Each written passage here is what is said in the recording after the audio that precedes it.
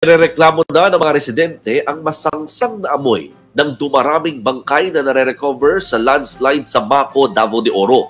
Sa ngayon, 85 na ang mga nasawi. Narito ang aking pampagising na balita.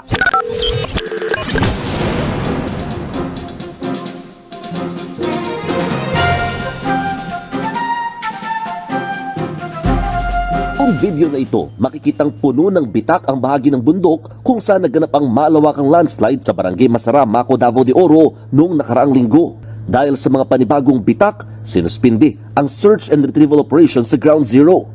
So, ang ginagamit namin mga equipment is gumagamit kami ng Inilabas thermal naman ng scanner. Philippine Army ang mga bagong gagamiting thermal scanner at iba't ibang power tools. May snake eye camera rin na kaya raw makita ang sitwasyon sa loob ng guho mula sa maliliit itong butas. Napapadali yung trabaho namin at saka nagiging maiksi yung oras na nagagamit namin sa mga equipment natin dahil dito mas madali natin ina-approach yung mga kababayan natin na natrap. Sa pinakahuling tala ngayong gabi, umakyat na sa 85 ang patay sa landslide, habang 32 sugatan at halos 4 na po pa rin ang nawawala. Lahat ng mga nakukuhang bangkay, dinidiretso sa punerarya sa bayan ng Mawab. Ang problema, perwisyo na raw sa mga residente ang masangsang na amoy mula sa mga pinoprosesong labi. Sakit sa lalamunan, tapos sakit sa mata, ganun din. Ang baho naman sa formalin. Dalian na lang nila pag proseso ng namatay daan sa ilahan sa punerarya.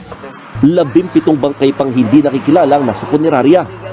I-refer ko sa Incident Command Post na parang pagpaalam na ipalibing ko na lang. Total may tagging naman yung NBI.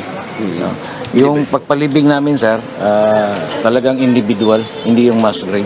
Bigyan naman natin sila ng konting dignidad.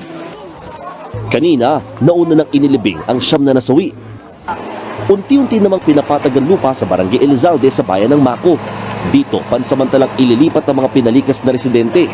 Tatayuan muna ng mga tent ang lugar habang hinihintay ang rekomendasyon ng Mines and Geosciences Bureau para sa gagawing relocation site. Para din, dahan-dahan may normalcy na rin sa buhay nila na wala na sila doon sa school. Tsaka kailangang dito pa rin sila kasi delikado pa yung lugar nila. Nagbabalita mula sa frontline, Mon Goalvez, News 5.